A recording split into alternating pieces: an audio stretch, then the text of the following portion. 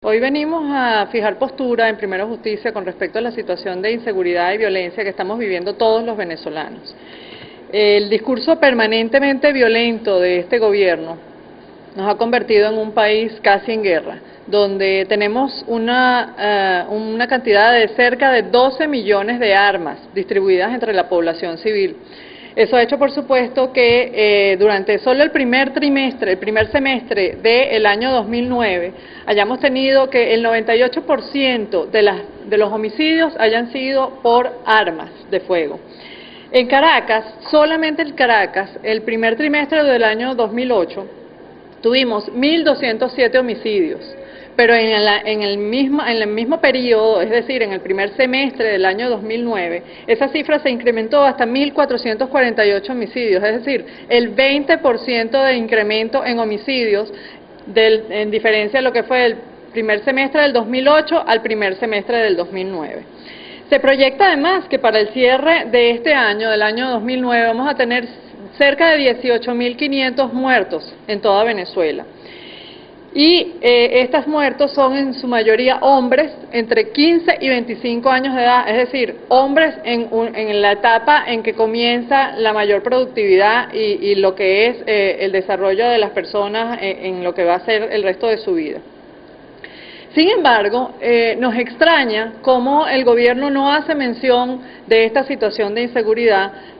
y las pocas menciones que han hecho algunos personeros del gobierno se refieren a la situación de inseguridad como una situación que es una sensación de la población. Debe ser que el presidente Chávez tiene la misma sensación, porque tenemos entendido que ha fijado en el presupuesto para el año 2010 cerca de 50.000 bolívares fuertes, es decir, 50 millones de bolívares diarios para lo que es su seguridad personal. Le queremos pedir, presidente, que considere las cifras que estamos manejando, cerca de 52 homicidios en Caracas por cada 100.000 habitantes. Y en Venezuela tenemos cerca de, efectivamente, 52 homicidios por cada habitante, y en Caracas 130.000 homicidios por cada habitante. Porque no nos cede algunos de esos millones, que además son de los venezolanos, para hacer propuestas, para generar efectivas acciones que promuevan la seguridad de los ciudadanos. Todo esto genera, por supuesto, muchísimo temor en la población. El 60% de los venezolanos indica que tiene temor a ser atacado en algún punto, bien sea robado, bien sea secuestrado o hasta asesinado. El pueblo de Venezuela, como ya sabemos, ha estado siendo dividido por el discurso político que hemos venido asumiendo durante los últimos 10 años y que hemos venido recibiendo. Pero ahora hay una división más. Hay dos grupos en Venezuela: los que, como en mi caso, ya hemos sufrido la pérdida de un ser amado, y los que tienen el terror de salir a la calle porque no saben cuándo les va a tocar. De manera que estamos divididos entre el dolor de la pérdida, del duelo por un ser amado, y el terror de vivir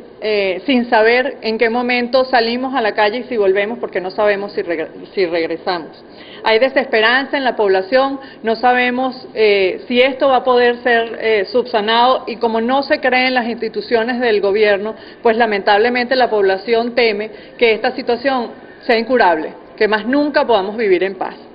Nuestra postura en Primero Justicia es que no nos resignamos. Seguimos en pie de lucha, somos ciudadanos venezolanos con derechos establecidos en la Constitución venezolana, y queremos exigir esos derechos, y queremos que se nos respete la vida y que se nos respete la integridad personal, que además no es solo un derecho establecido en nuestra Constitución, sino que está en los diferentes pactos internacionales de derechos humanos, los cuales Venezuela ha firmado. Queremos proponer políticas públicas, queremos proponer soluciones ante esta situación. Y hoy entonces venimos a proponer como algunos de los elementos que deberían ser considerados para efectivamente garantizar nuestros derechos y hacer de nuestro país un país más vivible, una ley que garantice la atención a las víctimas secundarias de violencia. No puede ser que las personas pierdan a sus seres amados, lo cual implica inmediatamente un quiebre emocional, un estado de depresión por el duelo que genera la pérdida de un ser humano. Eso conlleva también a que en las familias de las zonas populares, donde es la mayoría de los asesinatos hoy en día, se genere una pérdida de uno de los miembros de la familia. Esos miembros de esas familias, de las comunidades populares, generalmente todos aportan para llevar lo que es la economía familiar. Cada vez que se pierde un miembro de una familia, no solo caemos en la depresión y el dolor de no tener a ese ser amado cerca de nosotros, sino que además tenemos también en las familias un quiebre económico, porque nos hace falta el ingreso en un país con la cantidad de inflación que tenemos y los problemas económicos que tenemos. Queremos entonces promover una ley que dé apoyo psicológico a las víctimas secundarias de violencia, a esas familias que pierden a sus seres amados. Queremos una ley que promueva y garantice el apoyo legal para que las personas puedan ir ante las instituciones y exigir que se cumplan lo que son el articulado establecido en las normativas venezolanas y que efectivamente los criminales estén en la cárcel y los ciudadanos estén en la calle disfrutando de la libertad, no como sucede ahora, que los criminales están en la calle y los ciudadanos estamos enrejados dentro de nuestras casas porque no tenemos seguridad personal para poder salir. Y además queremos proponer en esta ley que se indemnice a las personas que han sufrido la pérdida de un ser querido y que además ese ser querido era cabeza de familia o era quien aportaba económicamente de manera importante para ese hogar, de manera que el dolor no se transforme también en la depresión de no tener cómo seguir adelante con la vida de los hijos o estas mujeres que pierden a sus parejas o a sus hijos, sino que puedan hacer más llevadero ese dolor con una ayuda por parte o con un apoyo por parte del Estado. Queremos decir que es importante que se garantice la educación, que se garanticen los 9 años de educación que están establecidos en nuestra Constitución como gratuitos y fundamentales para la educación de nuestros hijos y de nuestros adolescentes. Esta es una de las únicas maneras que encontramos en las cuales se minimice el interés por el delito, la situación en la cual en las barriadas populares los muchachos desvirtúan el camino y se van hacia delinquir porque generalmente les es más rentable y porque no tenemos acceso y porque hay una inmensa deserción escolar. Creemos que si garantizamos la educación vamos a tener menos delitos y vamos a ser un país con más armonía. Además, queremos hacer énfasis en la promoción de valores ciudadanos, la promoción de la familia, lo que hemos sido los venezolanos siempre y por lo que nos caracterizamos. Los venezolanos somos gente afectuosa con nuestra familia, somos gente cercana, queremos promover ese afecto, queremos promover